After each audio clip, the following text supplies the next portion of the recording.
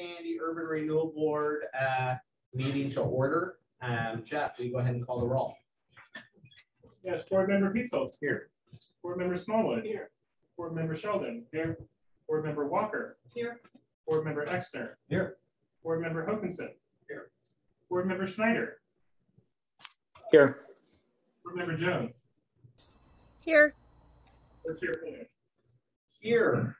All right, so this is an Urban Renewal Board meeting. Let's go ahead and start off with the approval of our June 21st meeting minutes. Unless there's discussion, I'll entertain a motion to adopt. I move that we adopt the minutes. I second it. So motion by Board Member Exner, a second by Board Member Walker. I'm throwing myself off here. All those in favor signify by saying aye. Aye. Opposed, nay. Motion carries. All right, under new business, we have the covered structures program revised project cost approvals. I'm hearing rumor that we have an inflation issue going on. Shocking. And that would be correct, Mr. Mayor. Yes. All right. So good evening, board. Staff's bringing this issue back to you before you tonight. As we promised to do at the last meeting, anytime any of our projects exceed 10% of the estimates that we gave you initially. The Red Shed project, luckily, is the first project we've engaged in that exceeds this threshold. So the initial estimate range, if you recall from the last meeting, was 55 to 70,000. So 10% above that estimate range would be 77,000. The current winning bid price that we have for this project is 89,450. And just to give you an idea, we did have extended invitations for 4 bids. We got 2 qualified bids back. One of our contractors just completely spaced it, and he's still mad at himself about that. One was not available. That was the gentleman that did the work over at Joe's Donuts several years ago. The other qualified bid we got was from Stallcup and Sons, and that was at $108,895. So the bid that we ended up getting from Mountain View Construction was actually a pretty good bid. The extra cost reflects the supply chain and material scarcity issues currently being seen throughout the construction industry in this country. I'm sure you guys are probably familiar with that. Affected materials include wood, plywood, rebar, and concrete, which make up probably 95% of the construction materials used in these projects. So that's why we're seeing the price increases. Staff believes that this issue will also most likely affect the bids currently being generated for the No Place Saloon, which are due Friday. So in the interest of avoiding another similar request for the No Place like this one, we'd like to request also raising the top end of the cost estimate range for that project to 95,000 at this time as well. To be clear, I don't expect the bids to be that high. I said 95,000 because that's roughly the same percentage increase as what we saw at the Red Shed project. If I had to make an educated guess, I would guess that our bids will probably be between 80 and 85,000 somewhere. Well, we'd also like to give the board a look at how the program's been faring to this point. So I just put together a couple of slides for you guys real quick, just to kind of give you an idea. That's the status of the program as it stands right now. No, I'm sorry. I'm not seeing it very well. Oh, yeah. Yeah, God, that was as big as I could make it to on that slide. I've eaten at most of the places, so I have a good feel for what's up. Yeah. Yeah. So we can tell you. Let's see. So just the total project. Oh, there you go. Yeah. Perfect.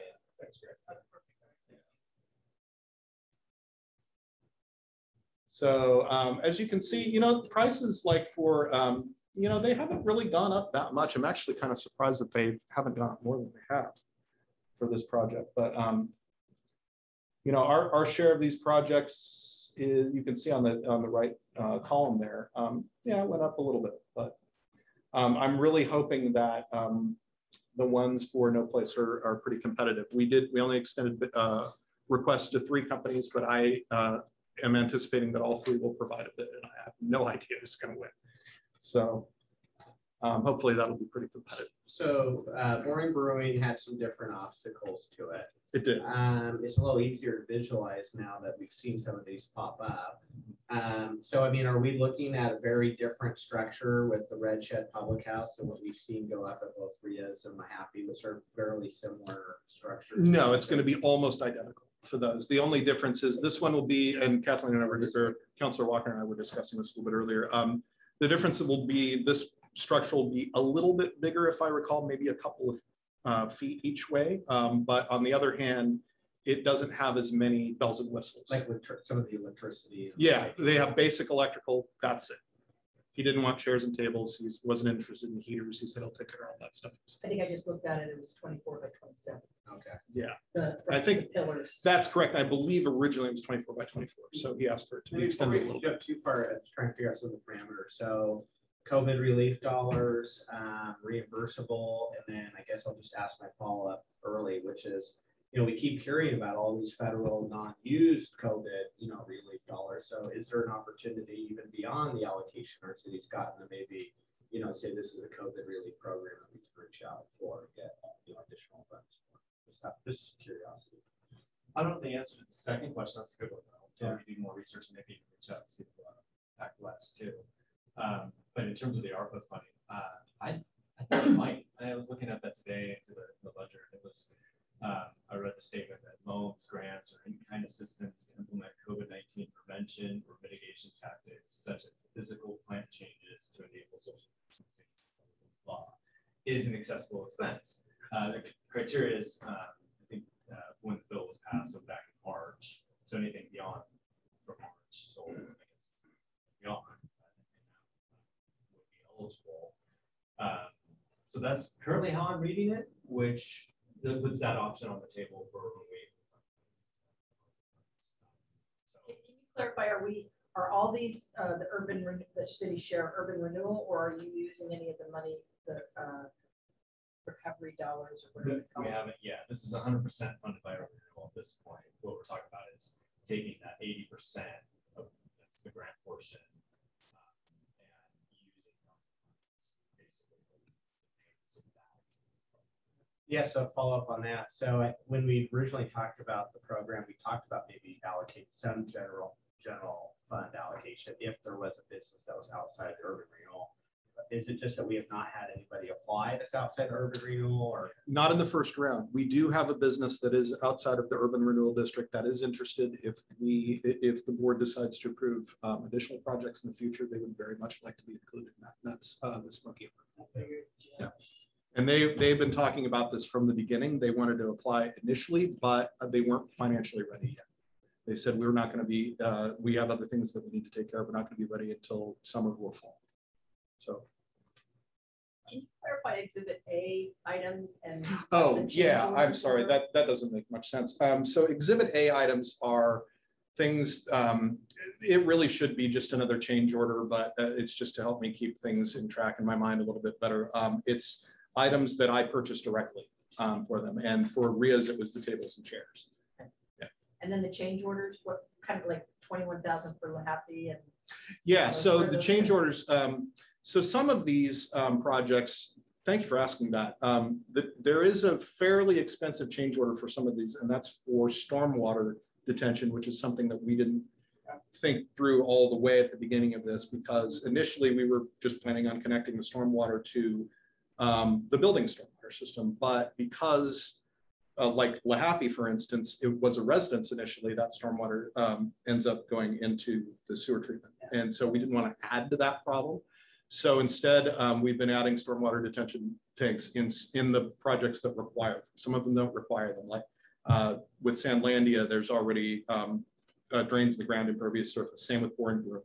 But Lahappy and Red Shed is another one, require a stormwater detention tank connected to a gutter system. And that has, the cost on that has been around $8,000 for that. And other change orders, most of the change orders that I've seen have been for electrical, because a lot of these buildings are old and they don't, they're either, their panels are already all full and there's no place else to put stuff. So they have to put an additional panel in, or their changes requested by the owners or the applicants.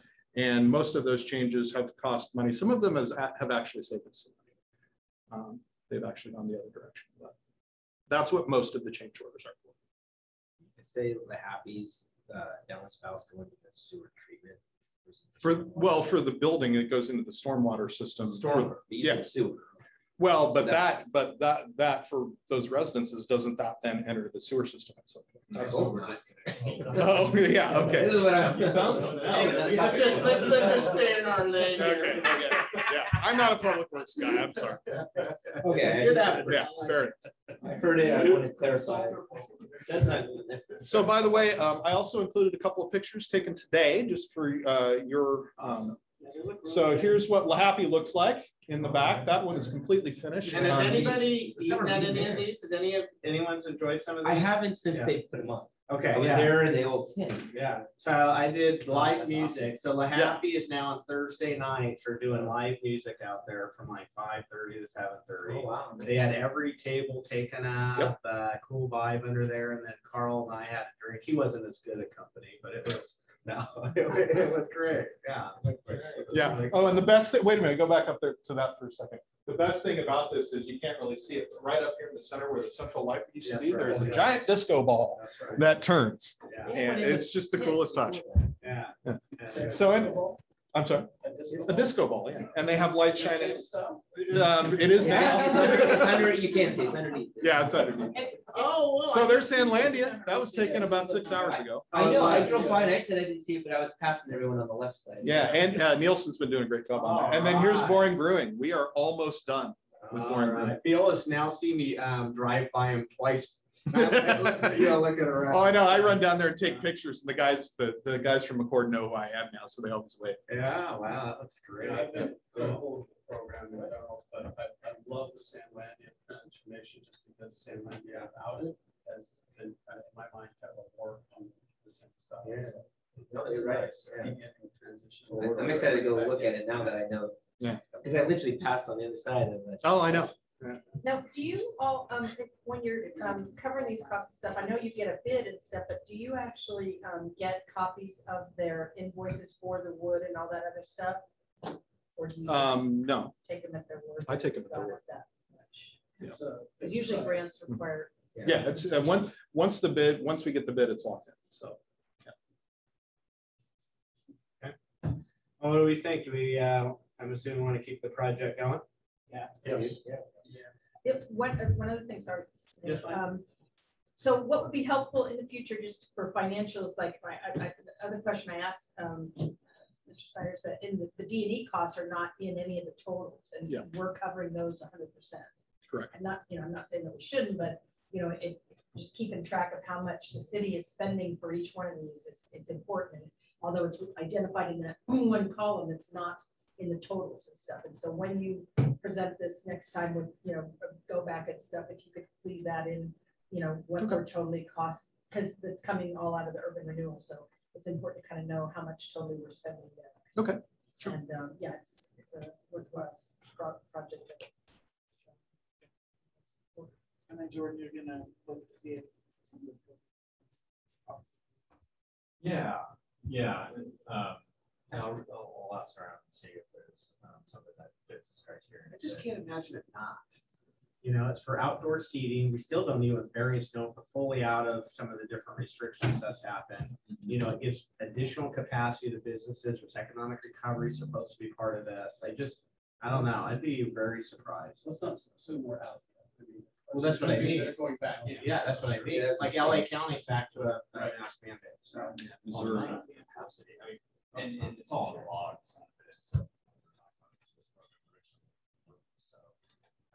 I think it fits the criteria of this, but You don't get to make that final decision. Well, do we have a motion? Well, Yeah. Chris and Phil are on there. Chris, from the chamber, what's the vibe so far? Just curiosity. Oh, we're just keeping our fingers crossed that we don't have to go backwards and everything's moving forward,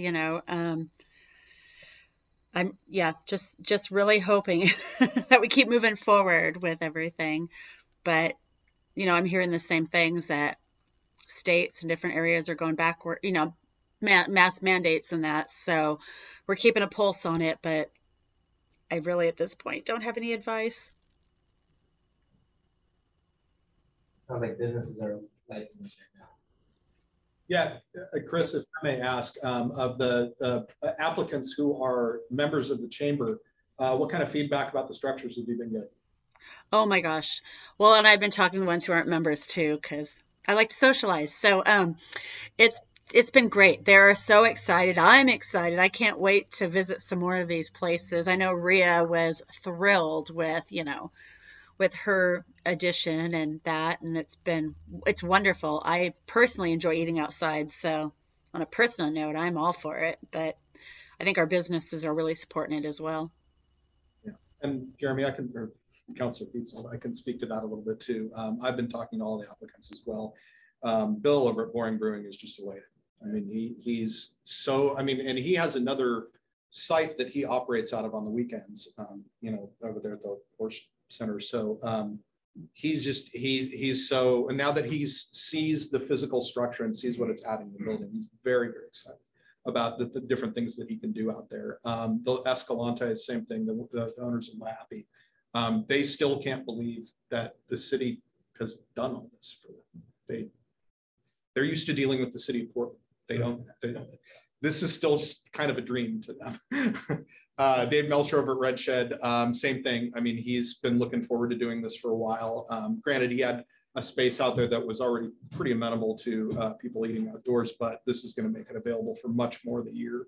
And he's said his customers are raving about getting the opportunity to sit out there under that thing.